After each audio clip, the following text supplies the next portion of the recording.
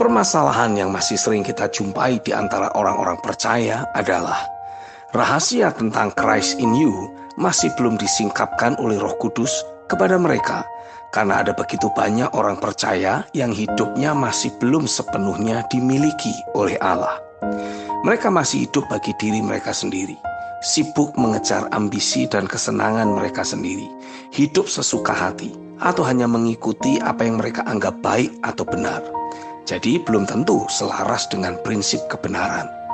Pendek kata, mereka mungkin sudah ditebus dari kuasa dosa, tapi masih belum sepenuhnya bersedia menjadi hamba kebenaran dan hidup hanya untuk melayani Tuhan.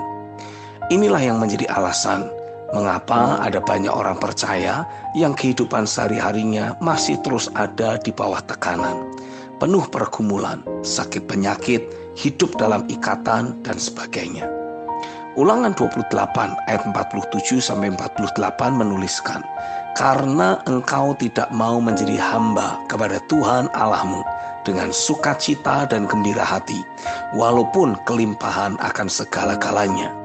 Maka dengan menanggung lapar dan haus, dengan telanjang dan kekurangan akan segala-galanya, engkau akan menjadi hamba kepada musuh yang akan disuruh Tuhan melawan engkau.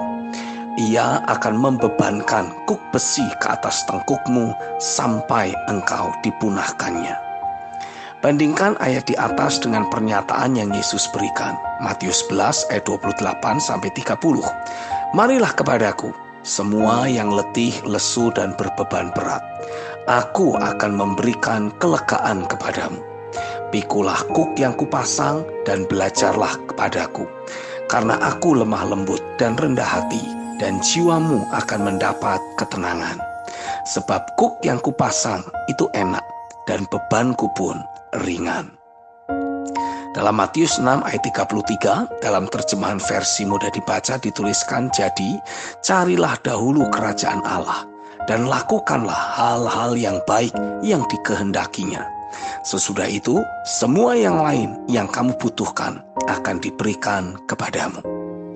Selama seseorang masih belum dengan rela hati menyerahkan seluruh hidupnya untuk dikuasai oleh Yesus atau kebenaran, inilah konsep dasar tentang menjadikan Yesus sebagai Tuhan. Maka artinya orang yang bersangkutan masih belum akan menerima warisan rohani tentang Christ in you, atau ditanamkannya Roh Kristus oleh Bapa sendiri ke dalam batinnya.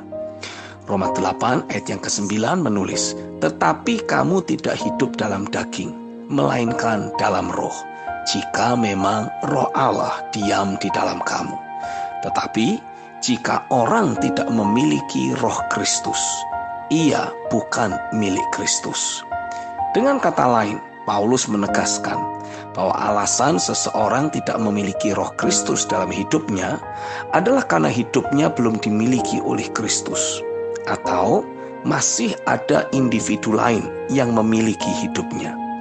Orang tersebut belum mengalami penyingkapan dan impartasi tentang Christ in you, yang mana akan membawa kehidupan sehari-harinya terus dibedakan dan diistimewakan oleh Bapa, serta selalu berkemenangan dalam segala hal. Individu yang lain tersebut seringkali merujuk kepada jiwa, yaitu pikiran, perasaan, dan kehendak seseorang yang selama ini mendominasi hidupnya. Jiwa yang selama ini mendominasi hidup seseorang juga sering disebut dengan istilah keakuan. Amin.